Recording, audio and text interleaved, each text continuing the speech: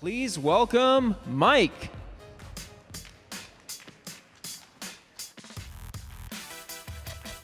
Hello, everybody. Let's find this. I'm not sure if this mic is on. Is it on? Hello? Somebody tell me if I think the mic is on. Okay, right. Wow, look at those slides. That's real professionalism, isn't it? That's why I'm more of a writer than I am a speech maker. So this is a little bit of a personal view about tokenization, which we talk about all the time, especially at these conferences, and especially in this world. But I thought, let's have a little bit of a thought experiment about what tokenization really is, where it's come from, what's going on a little bit. This is a little bit of a high-level thing. It's not really going to be, I'm not going to be going in a huge deep dive, but let's have a little bit of an experiment with this idea. So one of the things I think that's going on here is that there seems to be a lot at the moment about, let's tokenize everything.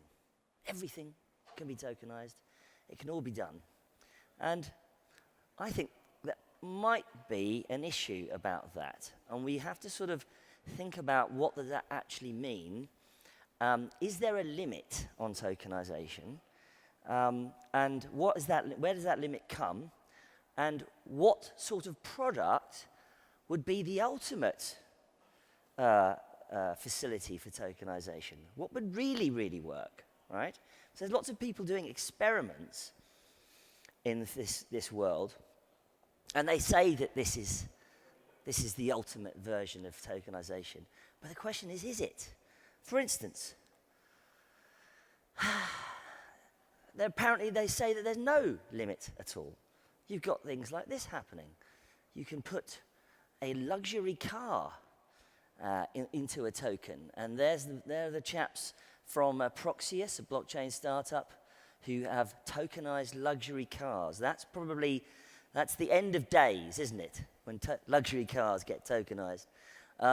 Very happy. Frankly, I'd rather be driving the car personally rather than tokenizing it, but that's something for other people to enjoy. But there they are. They've got it.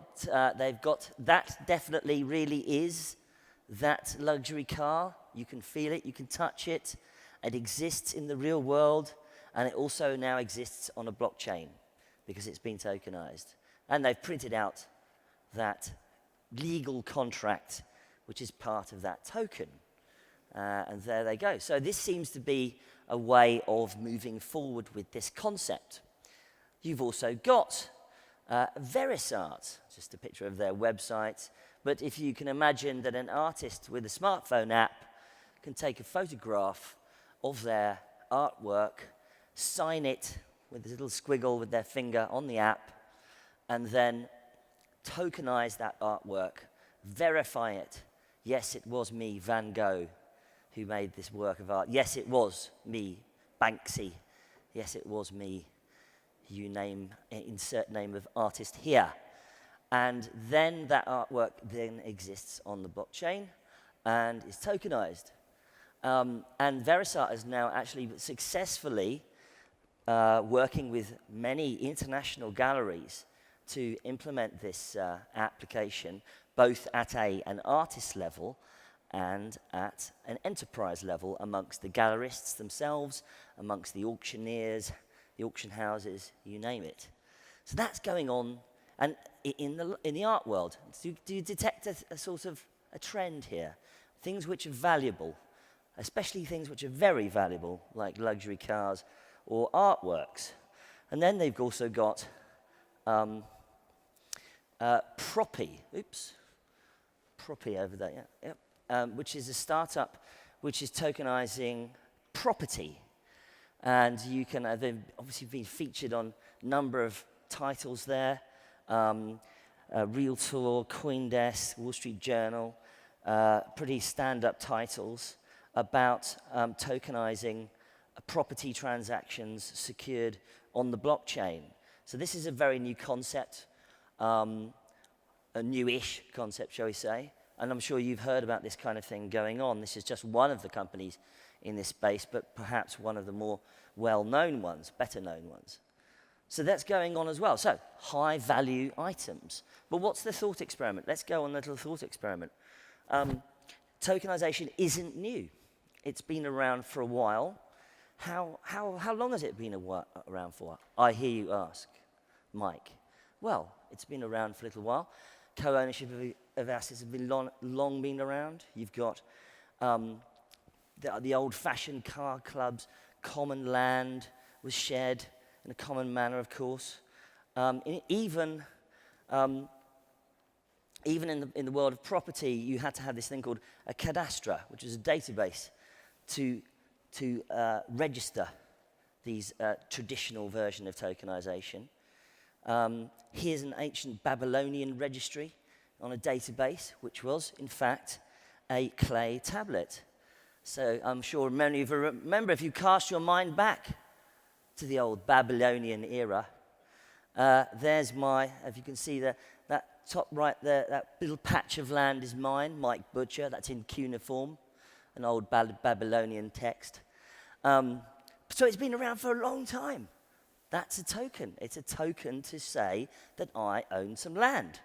Isn't that interesting? It's a little bit like finding a Boeing 747 in 1896, isn't it? And in fact, comprehensive laws around co-ownership were pioneered in Austria around 200 years ago.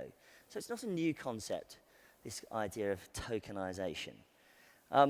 What's really new here? Well, you know this, that this is about the ability to create a single asset securitization at low cost and low transfer costs. That's why we're all so excited about this technology, because it's cheap. It's very, very cheap. It's almost free, and it means you can do it on a single thing. You could even do it on a 20-centimeter square of land if you wanted to, or even a centimeter square. You name it, you could do it. In theory, there's no limit to tokenization. That's the idea. That's the beautiful, beautiful sunlit up lands of this new world. But let's face it, there hasn't really been a killer app. You've got people trying to tokenize luxury cars, art, property, sure.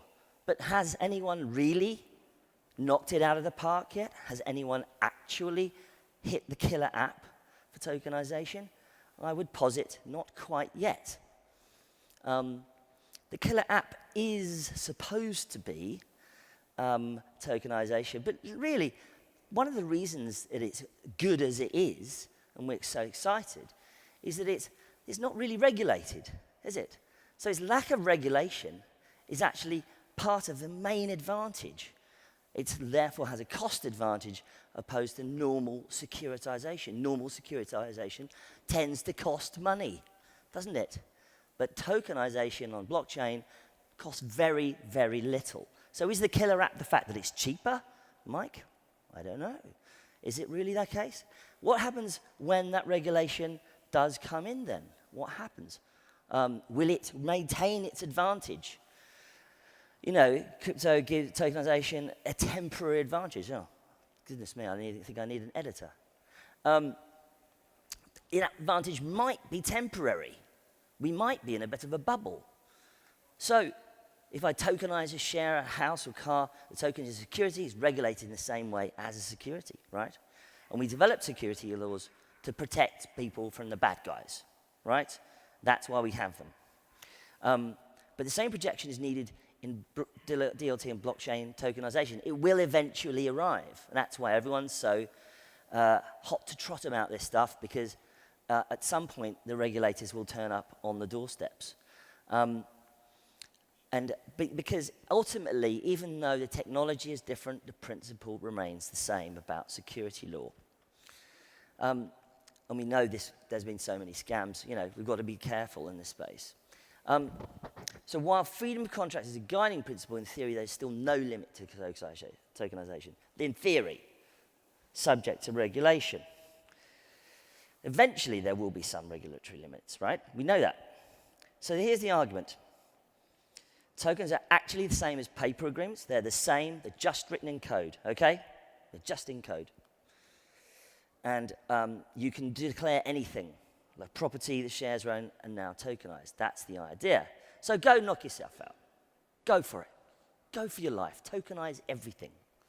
Tokenize this chair, tokenize this microphone, tokenize this cameraman, tokenize myself, tokenize everything.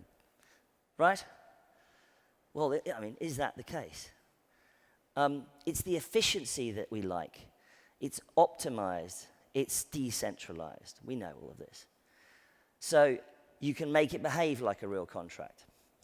And you can make it identical to written in the contract in the code. But what if the law of the land says the agreement is unlawful? It's all about, we got back to the law again, don't we? So unless you change the law yourself, unless you become a politician, you're stuck.